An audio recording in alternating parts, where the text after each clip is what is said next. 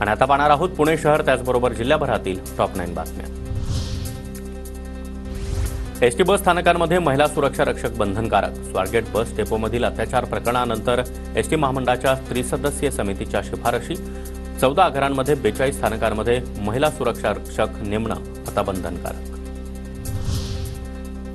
पुण्यामध्ये खोटा रहिवासी पुरावा देऊन आरटी प्रवेश मिळवणाऱ्या 18 पालकांवर गुन्हा दाखल। शिक्षण विभागाकडून कारवाई। संबंधित प्रकार जानेवारी 2024 ते ऑक्टोबर 2024 दरम्यान पुण्याच्या माताळवाडी भुगावमध्ये घडला। पुणे विद्यापीठाच्या सेट परीक्षेमधून एसबीसी आरक्षण काढलं। सेट परीक्षेसाठी ऑनलाईन अर्ज भरण्याची प्रक्रिया सध्या सुरू। एसबीसीचं आरक्षण नसल्यानं विद्यार्थ्यांमध्ये नाराजी।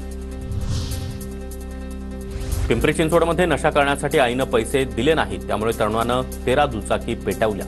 तरुणानं सोसायटीतील 13 दुचाकी पेटवल्या। घटना सीसीटीव्हीमध्ये कैद। 27 वर्षीय तरुणाला पोलिसांनी बेड्या ठोकल्या। पुणे महापालिका परिवहन विभागाच्या 46 नादुरुस्त बस मोडीत काढणार। बसच्या सुट्या भागांचा लिलावाद्वारे विक्री करण्याचा पालिकेचा निर्णय।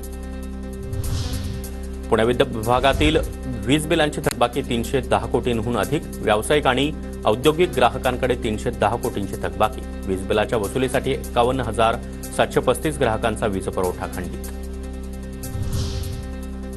पुणे महापालिकेकडून सिंहगड रस्त्यावर पाणी शुद्ध करण्यासाठी क्लोरीन यंत्रणेची सुरुवात। जीबीएस पासून बचावासाठी पुणे महापालिकेचा निर्णय।